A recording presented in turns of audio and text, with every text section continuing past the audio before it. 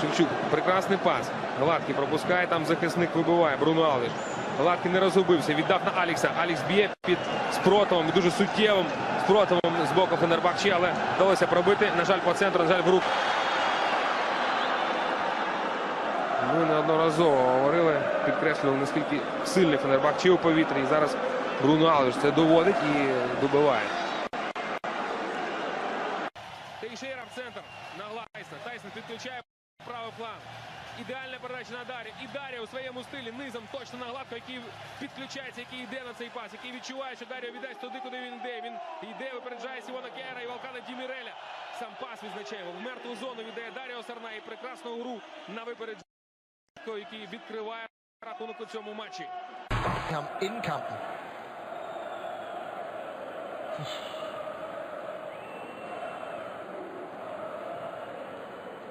Chateau. Ja, han når ikke rigtig at...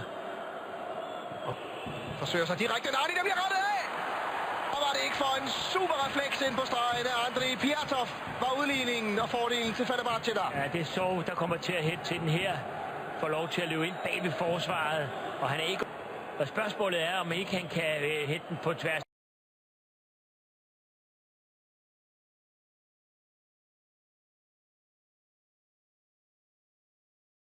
Kær eller til Sov. Hold da op, den er stor, den chance her. Danskeren tager sig efterfølgende til hovedet.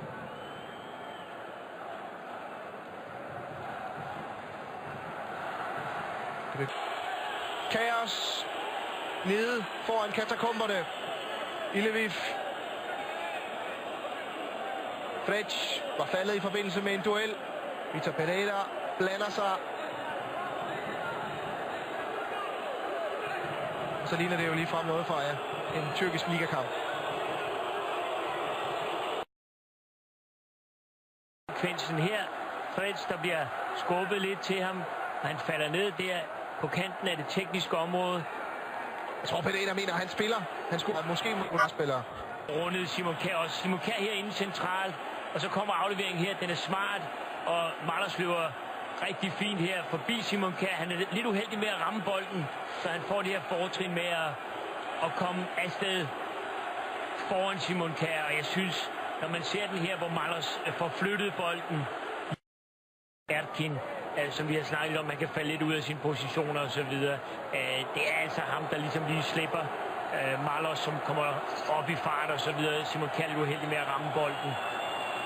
Dario Serdar, et levende klubkoryfæ. Den spiller i Shakhtar, der siden Sovjetunionens ophør har spillet flest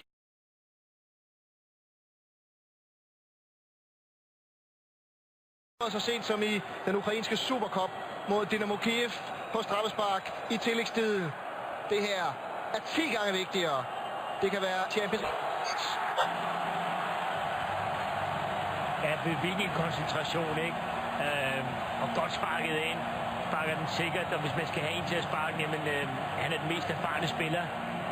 Og ikke mindst altså en fantastisk holdspiller. Ja,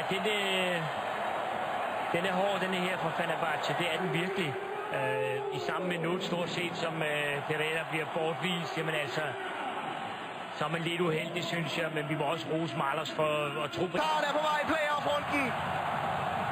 2 lynhurtige kontraer, og brasilianerne spiller sig ud og spiller sig op. Ja, det er lige altså, deres bold, den bliver hættet væk, og så bliver den ellers ført frem her af Tyson. Der spiller han den støft ned under bolden, og så er det rigtig godt dækket af her. Fordi det, som han gør, Alex, det er, at han får lige presset af eller skubbet af på modstanderen, før han går ind og sparker den ind. Et supermål. En kontra lige efter bogen. Der går lige ind og trykker deraf på modstanderen, og så sparker han den ind. Det er endnu en udpræget at blive færdigavlet i Shakhtar Donetsk.